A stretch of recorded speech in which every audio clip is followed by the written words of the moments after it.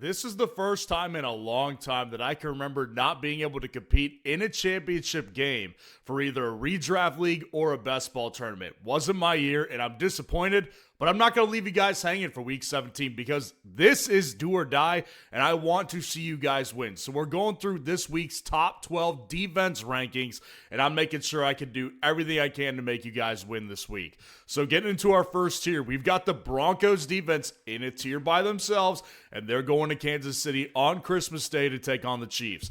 This, to me, is the most confident defense I feel like playing this week. Listen, they're playing Kansas City, who obviously is not even relevant in the playoff race anymore. So, in theory, you'd think that they wouldn't try as hard as they would if they were in the playoffs. But this is also a team that just lost Gardner Minshew, the backup quarterback to Mahomes, to a torn ACL as well. This is a cursed team this year. Like, they have Chris Oladokun as of right now as their starting quarterback. And they've already got tons of offensive issues with the offensive line, who got Gardner killed. They've got no weapons. And the Broncos are coming off a massive loss. You can expect the Broncos to put forth a really big effort and the Chiefs to just be completely outmatched in this game.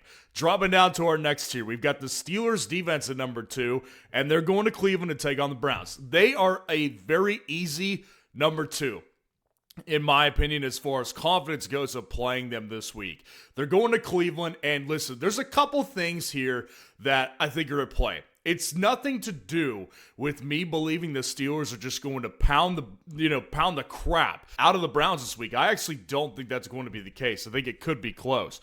There's two things at play, though. Number one, it is one of those win-and-in situations for the Pittsburgh Steelers. Number two, Shedeur Sanders is a guy that just turns the ball over. Now, you can make the argument to me, well, Ryan, some of those interceptions are not on him. They bounce off receivers' hands. I watch the games. I see that, but I'm just telling you that Shedeur Sanders has not gone a game yet without at least one interception. So it's kind of a lock that he's going to turn the ball over, and there's going to be pressure in his face. The only thing I could see with being an issue in this one is because I know this team. I am a Steelers fan, and I am not one of the Steelers fans humping each other because of another non-losing season from Tomlin. Congratulations for mediocrity, guys. I also know that this team will definitely take their foot off the gas if they feel like they've already accomplished their mission of not making Tomlin lose that record. So that's the one problem I see with the Steelers this week, but ultimately I do think they're going to be a good play. So they're in tier 2, but at the top. The Seahawks defense is at number 3. They're going to Carolina to take on the Panthers. I like this one a lot. I think the Seahawks defense, what you saw last week, major bummer if you played them. And I endorse playing them because they're just a dominant defense. Because most of the time in the playoffs, you just want to trust your dominant defenses. Last week was obviously a bad week. However, they're coming into this game with much more rest than the Carolina Panthers. The Seahawks need to keep their foot on the gas to ensure they lock up the number 1 seed. And the Panthers are coming off a massive emotional win. You can expect some pullback from the Panthers in this one and expect a much refreshed Seahawks team coming into this game. So ultimately, I just think the Seahawks are a very good play. The Patriots defense is at number 4 to round out the tier, and they're going to New York to play the Jets. I mean, really, do I even have to talk about this one? Like, the Jets are the easiest freaking matchup. I mean, they're possibly easier than the Raiders at this point. I mean, the Raiders at least showed fight. The Jets are a complete and utter unmitigated disaster at this point. Now, the one thing that, again, gives me pullback on this one is the Patriots, the first time they played the Jets, not exactly the best defensive performance in fantasy because they're just not a great fantasy defense.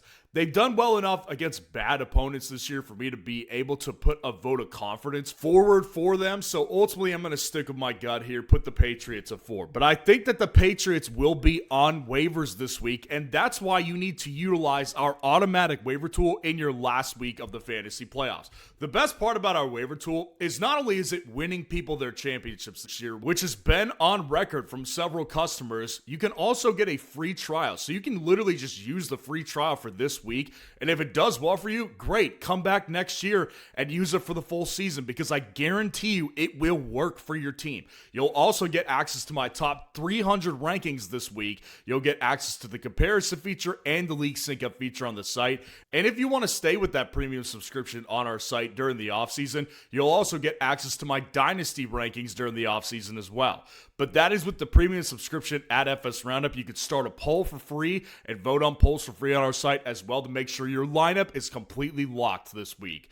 Dropping down to our next tier, we've got the Packers defense at number 5, and they're playing the Baltimore Ravens on Saturday night in Green Bay. So this is obviously operating under the assumption that Lamar Jackson does not play. And that's going to be an important note moving forward. There's going to be several teams in here in these top 12 that I'm assuming the opposing starting quarterback will not play.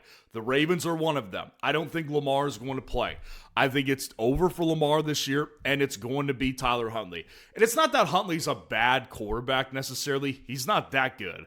But I don't think that the Ravens are going to be like a terrible team without Lamar Jackson, because I think they have enough offensive talent, particularly with the rushing, to be able to withstand and not turn the ball over as much. But I do think ultimately the Packers, coming off a really emotionally brutal loss, they're going to be ready to play in this one too. At home, they've been a good run defense, so you kind of take away the one strength the Ravens in theory would have, and I do think the Packers are going to be a good play in fantasy this week. The Jags defense is at number 6. They're going to Indianapolis to take on the Colts. So a couple things are true with this one too. The Jags are for real. Like, this team, that was a major statement win. To go into Denver and do what they did against them, it really wasn't that competitive for that long. The Jags were awesome in that game. Their defense has been a turnover machine, and also Indianapolis is in this position to where Phillip Rivers can't push the ball down the field. And they're going to be on a short week. Operating on a short week is not a good equation when you're taking on a defense that's this hot. Now, the one thing is that the Colts are not a turnover-prone team with Rivers, I don't think. We'll see what happens tonight. But I don't think that Rivers is the kind of quarterback that's going to make a ton of mistakes in this one. So ultimately, I've got them ranked down here just for that reason. The Rams defense is at number 7. They're going to Atlanta to take on the Falcons. And I'll tell you the only problem I have with this one, because in theory, this should be good. The Rams are coming off a long week as well. They're coming off a bad loss. They're going to want to get that bad taste out of their mouths. And Atlanta is a team that could go in the tubes, especially Kirk Cousins. But the one thing that's giving me pause here is that they've got weapons. Obviously, you've got Bijan, who's playing out of his mind right now. Kyle Pitts has done excellent. And you've got Drake London coming back in his second week off the injury. So there's enough talent there to expose the one weakness on the Rams defense, which is their secondary. So that's ultimately, again, the reason the Rams aren't in tier 2 this week, because I can poke holes in this one. But I ultimately do think the Rams are going to be good enough to be a top 10 play, because they have a good pass rush and a good front 7 to kind of stop the run and get after Kirk Cousins. The Saints defense is at number 8 to round out this tier, and they're going to Tennessee to take on the Titans. A couple things can be true here. The Saints defense was the best play in week 16. And I said this last week. It was kind of impossible not to keep them in the top 10 because of their matchup. I think the Saints defense actually is relatively decent for fantasy considering the team that they have. Now, the other thing with that is that the Titans are better these days. They are not the same operation. They have a run game that actually works now, and Cam Ward is minimizing mistakes. So I don't think this is as strong of a matchup as it would have been in week 9 or week 11. I do think that the Saints probably don't do as well as you may think they do, because if you look at the Chiefs last week, that was a team that couldn't stop the Titans. So it's not that the Titans are some great offense all of a sudden, but I do think this is not as strong of a matchup as it once was earlier in the year. Now, dropping down to our last tier, this one is tough. I had to make a lot of tough decisions in here.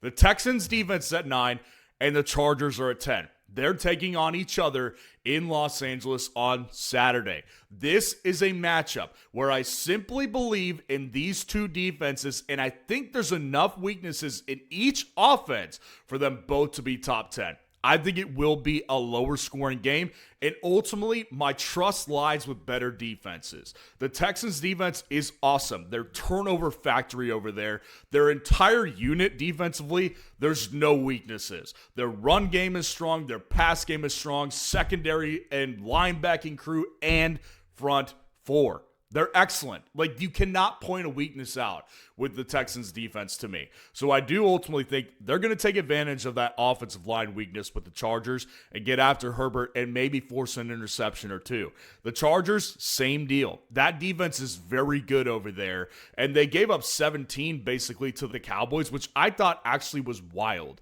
because the Cowboys offense is very good, and the Chargers defense just kind of proves week after week how good they are. So the Chargers, they're going to get after the Texans' weakness, which is once again the offensive line. And I do see that CJ Stroud is going to be under a lot of pressure, probably will not have his best game, and I think both defenses are viable this week, and I would just trust them over the Lions at number 11. But I'll tell you this, the Lions had to make it in here, and I get it, they sucked against the Steelers, and I did not think it was going to go that way, but they had to make it because J.J. McCarthy is out again.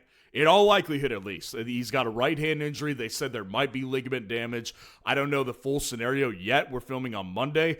But I do ultimately think the Lions are going to be a solid play. I mean, they get to take on Max Brosmer. This offense cannot put up many points. And even with the bad defense, because they just played a bad defense. The Vikings did. They just played against a defense, the Giants, and they could barely put up 16 points. I don't think they're going to do much better against the Lions, who are a bad defense, because of Max Brosmer. And then the Cowboys, I know, trust me, when I was ranking them, I was like, there's no way they're going to make it, right? But if it's Josh Johnson, who's been in the league for 18 years, somehow, because this guy is awful, if he is the quarterback this week instead of Mariota, Cowboys got to be in here. I mean, if you did not watch the Josh Johnson-led Commanders on Saturday, I don't blame you, but it was bad. I mean, that guy can't function as a quarterback. He's got no arm talent. He has no mobility. This offense is just decimated with injuries. I don't see, again, how just from a matchup perspective, if it is Josh Johnson, it doesn't work out for the Cowboys to some degree. But I want to make sure that I hammer home the point. These last two in particular are only if J.J. McCarthy and Marcus Mariota miss the games. If they don't miss the games, my next two defenses, and this is rare that I do this, I've got the Giants at 13 and the Browns at 14, and the Giants are taking on the Raiders. I think that's a solid match we could take advantage of if either J.J. McCarthy or Mariota plays. And in the Browns, also they're playing Pittsburgh. Like I said earlier, I see a lot of problems with the Steelers offense in this one. I could definitely see the Browns keeping this one close and making Rodgers make mistakes. So let me know what you think of the rankings in the comments below, and make sure to stay tuned for this week's Top 12 Kickers.